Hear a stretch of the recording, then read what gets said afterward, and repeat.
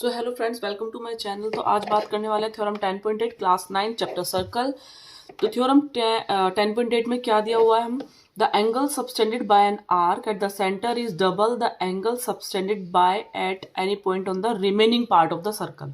ठीक है, अब यहाँ पर आपको थ्योरम देखनी है और समझना है कि आपको कौन सी वाली यहाँ पर फिगर लगानी है एंड इसका सॉल्यूशन क्या होगा आपको समझ आ जाएगा देखते ही।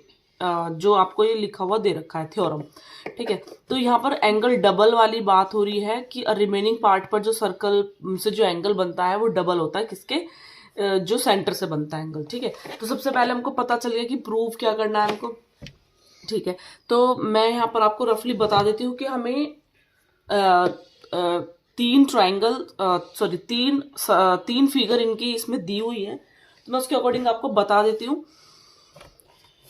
देखिएगा, थोड़ा रफली बताती चलूंगी। जैसे कि मैं आपको तीनों फिगर एक बार ड्रॉ करके बता देती हूँ।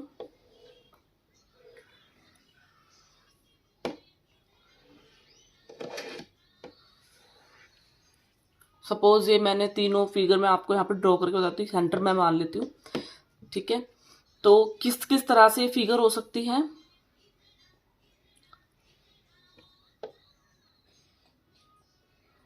इस तरह से होगा तब भी अप्लाई हो सकता है, ये वाली थ्योरम अप्लाई हो सकती है आपकी। इस तरह से कोई फिगर हो तब भी ये थ्योरम अप्लाई हो सकती है। इस तरह से कोई फिगर हो तब भी ये थ्योरम अप्लाई हो सकती है। ठीक है,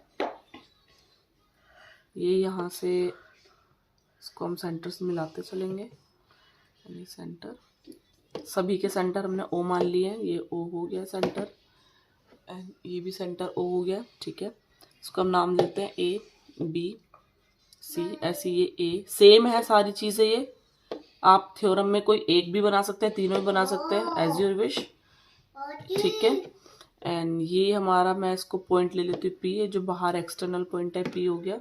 एंड ये जो एक्सटर्नल पॉइंट है ये हमारा क्या हो गया, पी हो गया। ठीक है, तो हम यहाँ पर बात करते चलते हैं। अब ये देखिएगा आप, यहाँ पर मैं क्या करती हूँ, मैं एंगल लेट कर लेती हूँ। ठीक है, मैंने सपोज करो ये एंगल ले लिया मैंने, एंगल 1, एंगल 2, एंगल 3। ठीक है, पहले बता दे रही हूँ, रफली बताती चल रही हूँ। एंगल 4, एंगल 5 एंड ये बाहर वाला हो गया हमारा एंगल 6।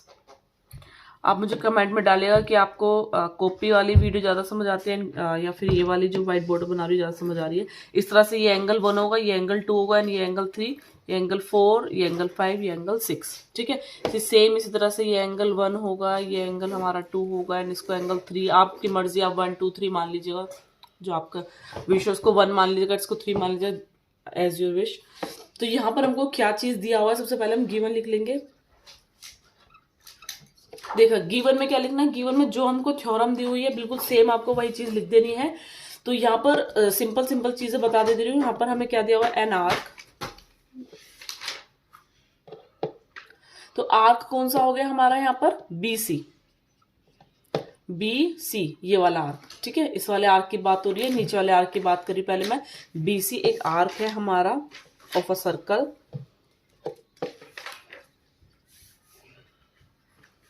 सबटेंडिंग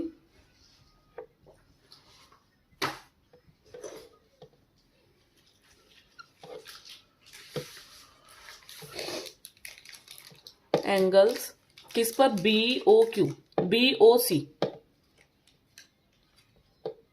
ठीक है, एंड ये हो गया हमारा एंगल किस पर, इस वाले आर्क पर। एंड द रिमेनिंग पार्ट पर कौन सा एंगल होगा, ये होगा हमारा एट द सेंटर से।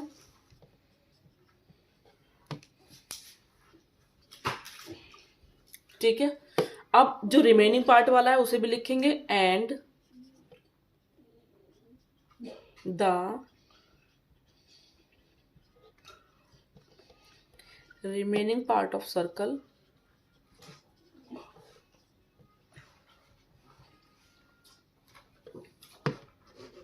सबटेंडिंग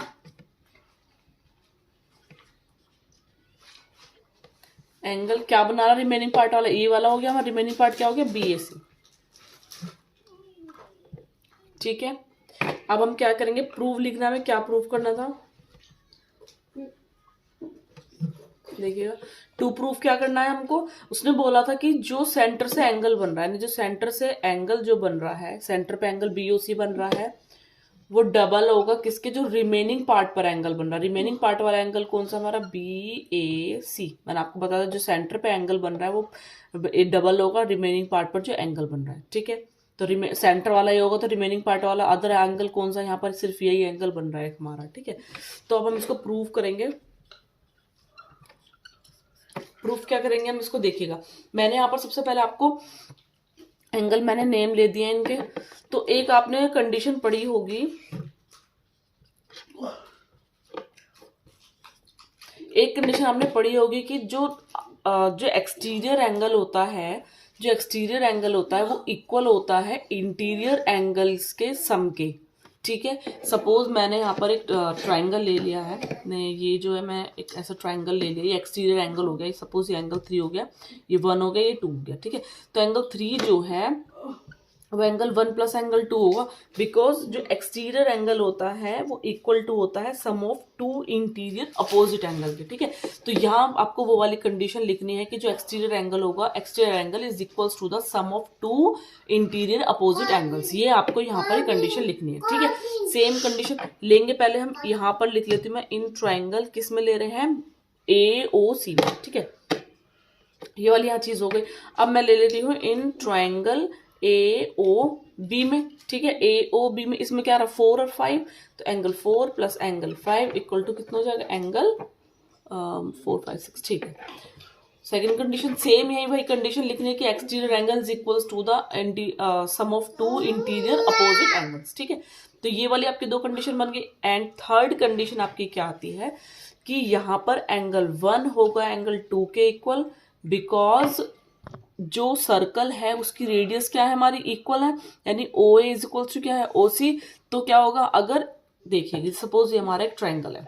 ठीक है, तो ये जो हमारे ट्राइंगल के दोनों साइड्स इक्वल है, साइड्स इक्वल है, तो क्या होगा हमारे,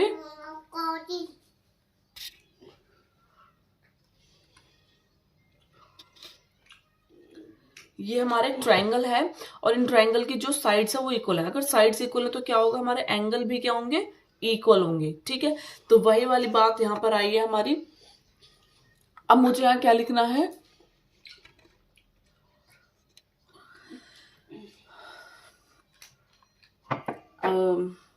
यहाँ पे आप लिख सकते हो because A O is equals to O C.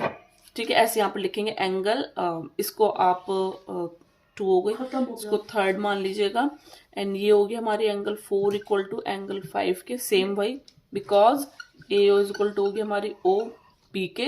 ठीक है, इसको मान लीजिएगा हम 4 मान ले रहे हैं। ठीक है, अब मुझे यहाँ पर क्या दिखाना था, मुझे यहाँ पर ये चीज दिखानी है, तो मैं क्या करती हूँ, अगर मैं एंगल मैं क्या करती हूँ 1 और 2 को ऐड कर देती हूँ, इक्वेशन 1 प्लस 2 कर देती हूँ। ठीक है, तो angle 1 plus angle 2 plus angle 4 plus angle 5।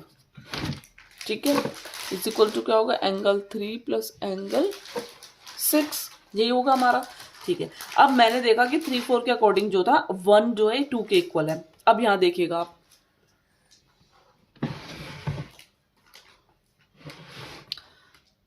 ठीक है, तो हमको दिखानी थी कि 1 जो है 2 के इक्वल है। ठीक है, तो अब हमें ये कंडीशन दिखानी है। यहाँ देखिएगा, हमको क्या चाहिए, मुझे ये वाला एंगल चाहिए था। ठीक है, तो इस एंगल में 1 पोर्शन आ रहा है और 4 पोर्शन आ रहा है, 1 एंगल आ रहा है और 4 एंगल आ रहा है। ठीक है, तो यहाँ पर मुझको क्या चाहिए, जो 2 है उस 2 को मैं कन्वर्ट किस में करूंगी, 1 में करूंगी। 5 है उसको किस में कन्वर्ट करूंगी, 4 में कन्वर्ट करूंगी, क्योंकि मुझे 1 और 4 से ही मतलब है। ठीक है, तो वही चीज मैं आपको बता रही हूँ। ये देखिएगा, यहाँ पर 1 आ गया, तो एंगल 1 किसके इक्वल था, 2 के इक्वल था। 1 तो मुझे चाहिए, तो 1 में नहीं खत्म कर सकते। ठीक है, एंगल 2 को भी मैं 1 लिख दूं। ठीक है, एंगल 4 चाहिए मुझको, क्योंकि ऊपर यहाँ पर क्या आ रहा है, हमारा एंगल 4 आ रहा है। देखिएगा, ये एंगल 4 और एंगल 1, तो ये दोनों तो मुझे चाहिए, इनको मैं खत्म नहीं कर सकती। ठीक है, तो 5 को भी मैं क्या कर दूंगी, एंगल 4 के इक्वल, क्योंकि यहाँ पर 4 में जो था हमने बता देते कि इक्वल है। ठीक है, एंगल 3 और एंगल 6, ठीक है। 1 और 1 क्या हो गया, 2 एंगल 1 प्लस 4 और 4 क्या हो गया, 2 angle 4 equals to angle 3 plus angle 6। यही बात हो रही है। अभी देखिएगा यहाँ पर मैं यहाँ पर 2 अगर कॉमन ले लूं और यहाँ लिख दूं एंगल 1 प्लस एंगल 4 तो कुछ दिक्कत है, दोनों में 2 है, कॉमन ले लिया मैंने, ठीक है। अब यहाँ पर एंगल 3 प्लस एंगल 6, ठीक है। अभी देखिएगा एंगल 3 और एंगल 6, वो देखिएगा क्या मिलके बन रहा है, बी ओ सी। 3 और 6 को अगर मिला दो तो क्या बनेगा, बी ओ सी, ठीक है। तो मैं वही चीज यहाँ पर लिख देती हूँ, angle B O C, 2 as it is. 1 और 4, 1 और 4 मिलकर क्या बन रहा है, देखिएगा यहाँ पर 1 और 4 बी ए सी, ठीक है। तो वही चीज मैं यहाँ लिख देती हूँ, यही चीज हमको प्रूव करनी थी। तो angle B O C is equals to 2 angle B A C. तो यही चीज हमें क्या करनी थी, प्रूव, ठीक है। तो ये हमारा बहुत इजी मेथड है। तो मिलते हैं अपनी नेक्स्ट वीडियो में। Thank you for watching my video.